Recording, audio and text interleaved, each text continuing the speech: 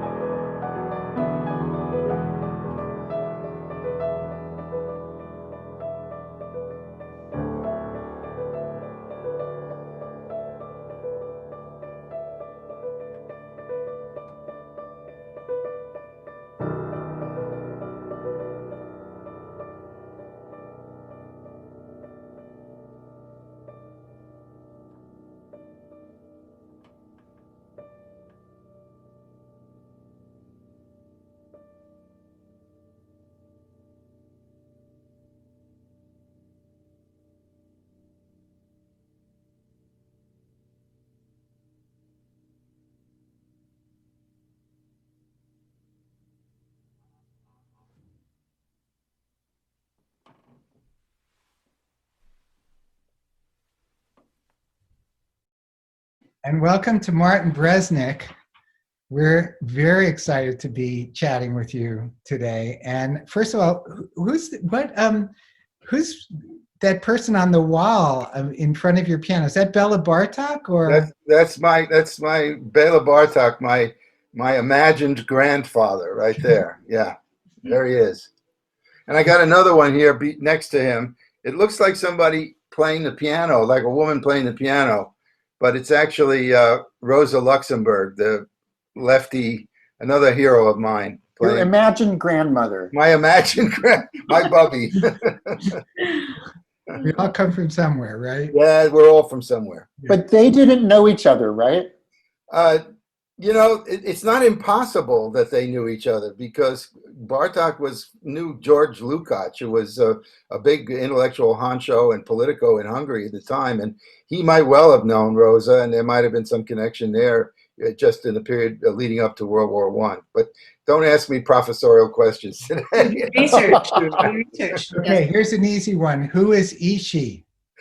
Yeah. The story of Ishi is really touching and really special. The piece came about because the Italian pianist Emanuele Arciuli who has a great interest in Native American culture and artifacts, asked me to write a piece that involved that, and I was kind of a little bit at sixes and sevens. I didn't know much about it, and I couldn't think of it at first, but it happened to occur at a time when my mother, which connects to this somewhat, my mother, who was born in Russia, was nearing the end of her life, and it was very touching to me to consider that she would be the last native speaker of her language, Yiddish, which she grew up with, as well as Russian, but Yiddish as a primary language.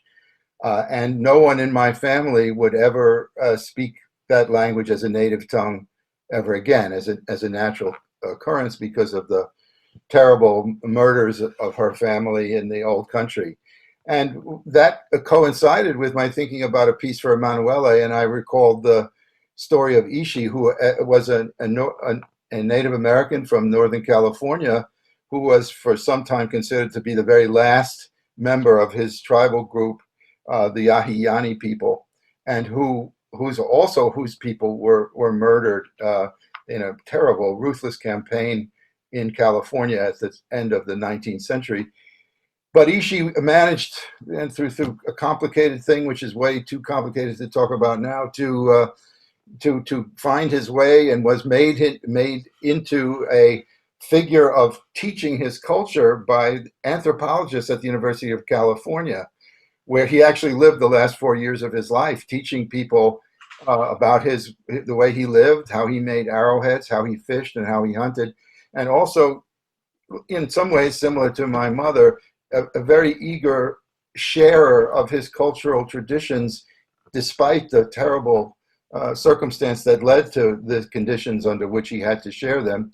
And his language, he was the last native speaker of that Yahi branch of the Yani people, was turned into a dictionary by the well-known, at the time, well-known linguist Edward Sapir, who worked with another guy named Alfred Kroeber to study what Ishi's life was about. And it's always a trauma when a culture disappears from the world. And in the piece Ishi that I wrote, I actually listened to some of Ishi's singing, which is preserved at the University of California. Ishi made wax recordings, not dissimilar to the way Bartok recorded Hungarian rural people in very much the same way. And one of them attracted my attention because it was a kind of a healing song.